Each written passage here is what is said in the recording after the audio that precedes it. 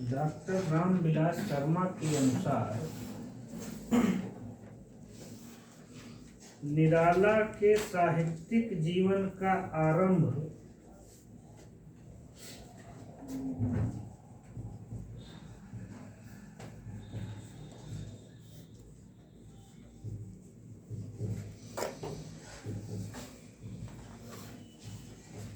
जन्मभूमि की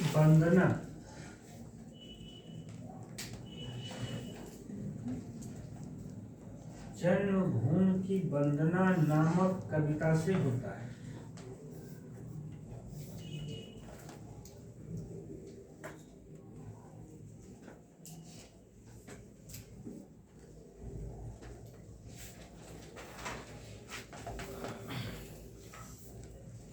दोनों सवाल अपने आप में महत्वपूर्ण है कि निराला की पहली कविता कौन सी है। जन्मभूमि की वंदना भी सही होगी और जूही की कली।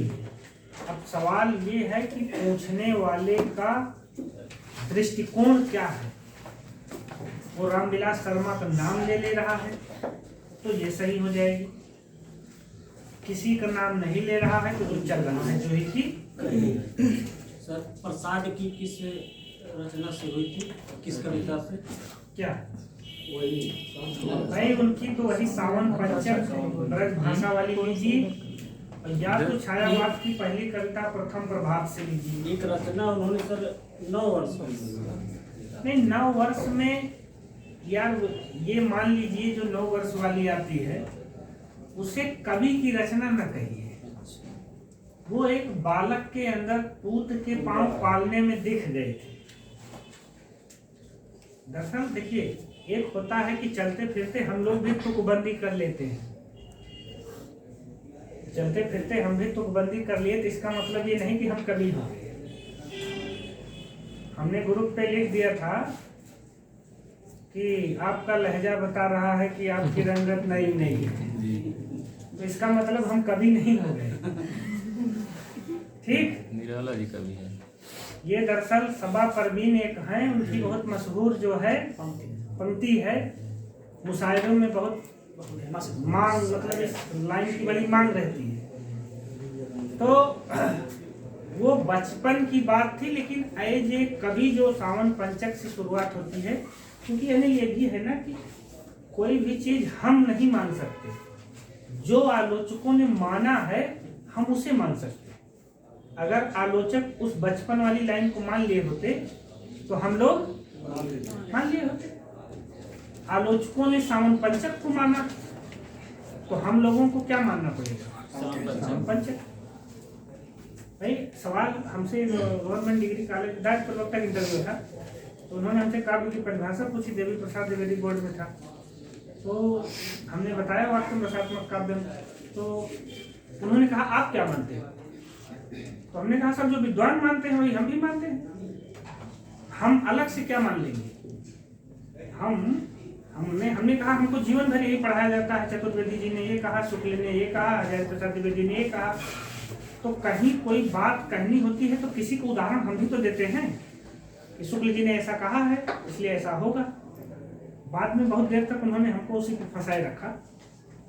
ये है दरअसल वो संस्कृत के हैं, तो उन्होंने पूछा कि इसमें कौन सा वचन है, वहां पे जाके हम फंस गए। तो हमने इसीलिए कई बार कहा ना कि बुद्धिवादी बहुत अहमवादी होता है। जब तक वो आपको पराजित नहीं कर लेगा उसके अहम को संतोष नहीं मिलेगा। तो इंटरव्यू में आप पराजित होने के लिए तैयार रह करिए इंटरव्यू में, कि सामने वाले के अहम को ठेस न पहुंचे। अगर आप उसको ये दिखाओगे कि मैं ज्यादा विद्वान हूं तो आपका नुकसान कर देगा। इसलिए वहां अपनी बात सही ढंग से रखते हुए भी सॉरी या जो भी इस तरह के शब्द हों उनका इस्तेमाल आप कर लीजिए। समझ गए? आगे चलते हैं, एक आध उपाय और लिखते हैं। निराला जी पर रामकृष्ण परमहंस, निराला जी पर रामकृष्ण परमहंस, स्वामी विवेकानंद,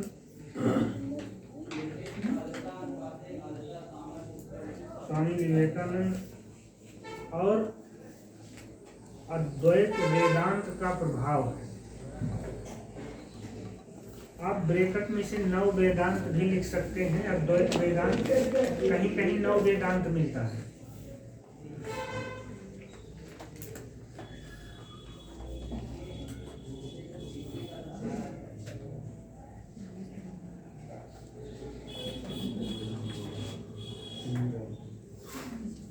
आगे लिखिए, निराला जी की कुकुरमुत्ता और नए पत्ते। वहां हमने लिखा है लेकिन यहाँ अलग से लिख दे रहे हैं। निराला जी की कुकुरमुत्ता और नए पत्ते मुख्यतः सामाजिक व्यंग्य प्रधान रचनाएं।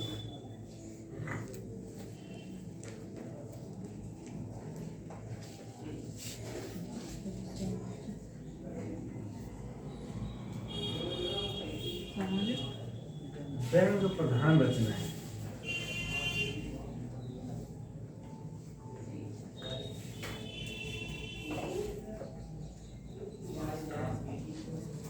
अगला पॉइंट, आधुनिक हिंदी कविता में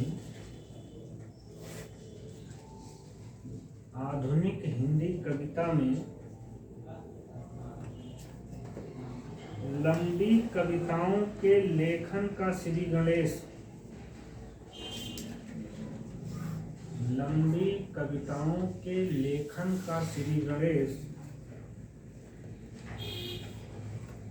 सरोज स्मृति, राम की शक्ति पूजा,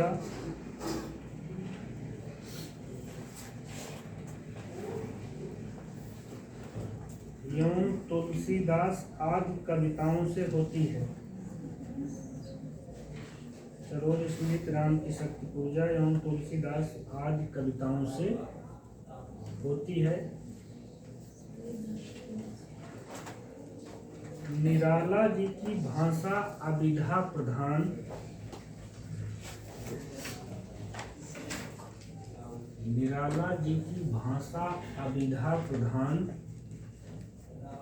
संस्कृत निष्ठ और समास बहुल है।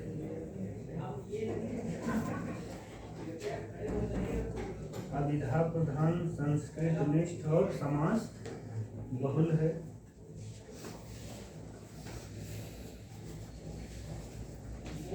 अगला, मनुष्यों की मुक्ति की तरह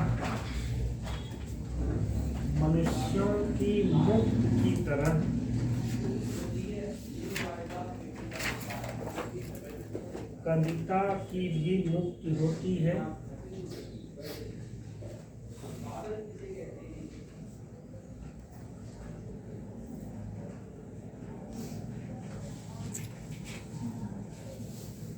मनुष्यों की मुक्ति कर्मों के बंधन से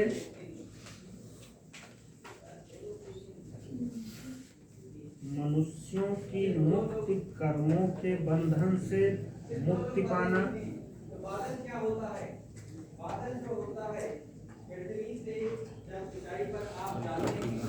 मनुष्यों की मुक्ति कर्मों के बंधन से मुक्ति पाना, कामा कविता का छंदों के बंधन से।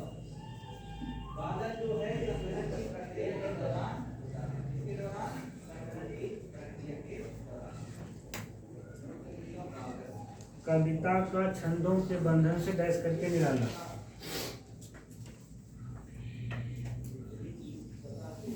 जोही की कली में नायिका तो जोही की कली है, नायक कौन है? वो है मलय पवन। खाली पवन नहीं भाई, एक बाटी मलय मतलब वायु होता है, मलय पर्वत होता है। तुक्का सुबह सुबह के जो सूर्य मलय मतलब चंदन होता है। चंदन मलय धन अनिल, मलया नील। ऐसी हवा क्या? मलयागिरी शब्द आता है, मलयागिरी। मलय कोई पर्वत होगा, लेकिन मलय का जो अर्थ होता है, समझ रहे हैं, वो चंदन होता है। तो ये यहाँ पे जो अर्थ लिया गया है वो मलया नील, मलय और अनिल। ऐसी वैसी हवा नहीं आपको बहुत बेहोश कर सकती है। वो हवा कुछ ऐसी चंदन से युक्त, सुगंध से युक्त बनती है।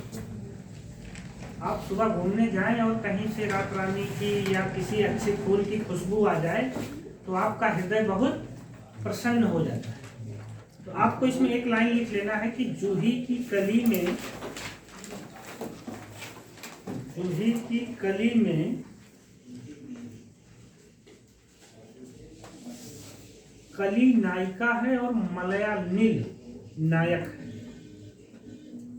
मतलब कली का मतलब जूही की कली, जूही की कली में कली नायिका है और मलयानिल नायक।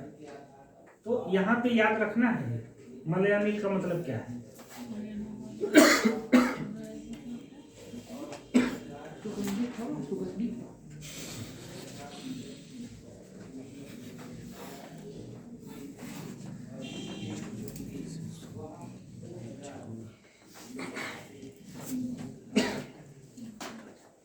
अगला पॉइंट लिखिए,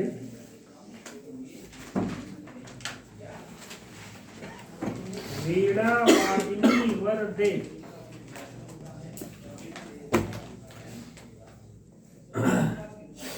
पूरी लाइन तो हम वहां बाद में लिखेंगे, यहाँ केवल इतना ही लिखिए, वीणा वादिनी वरदे, ब्रैकेट में लिखिए गीतिका का प्रथम गीत,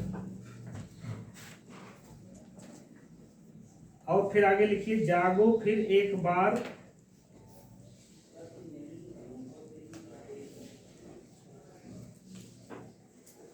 वीणा वाजिनी वरदे, जागो फिर एक बार, प्रिय मुद्रित दृग खोलो, प्रिय मुद्रित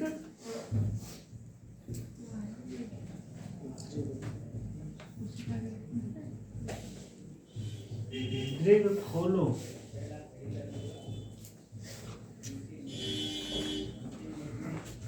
कामा लगाते जाइए। जागा दिशा का ज्ञान,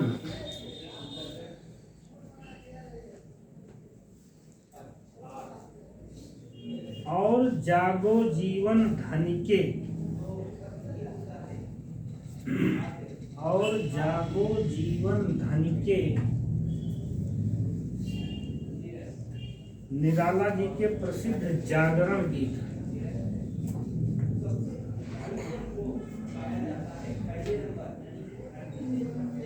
निराला जी के प्रसिद्ध जागरण गीत।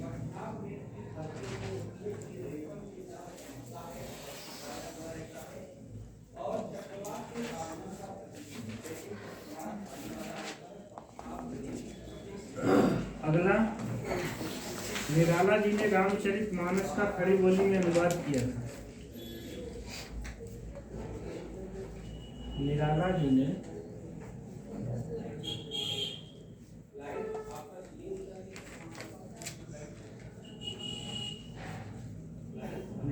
ने रामचरितमानस का खड़ी बोली में अनुवाद किया था। ब्रैकेट में लिख लीजिए अवधि में बच्चन ने।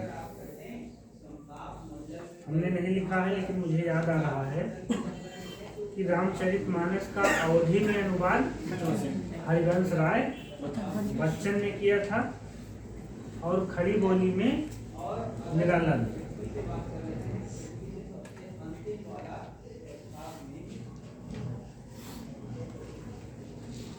दो पॉइंट और लिख के हम छोड़ देते हैं। निराला जी की प्रसिद्ध लेखमाला, निराला जी की प्रसिद्ध लेखमाला पंत और पल्लव सन 1927-28 में निराला जी की प्रसिद्ध लेखमाला पंत और पल्लव सन 1927-28 ईस्वी में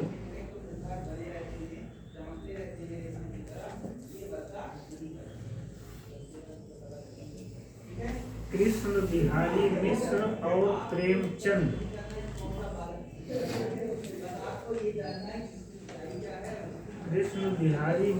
और प्रेमचंद के संपादन में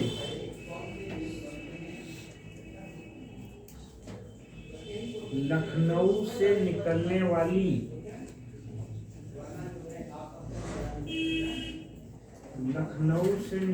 वाली माधुरी नामक पत्र में छपते थे।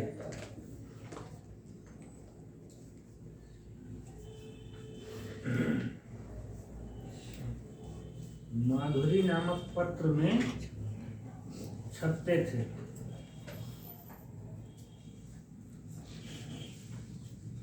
आज का आखिरी पॉइंट, जो गहन भाव सीधी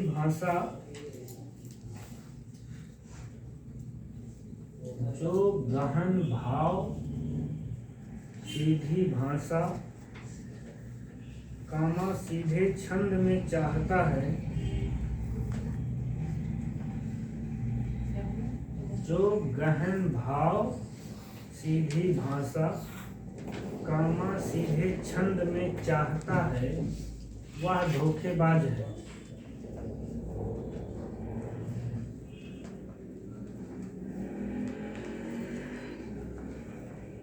बंद कर दीजिए रामानंद।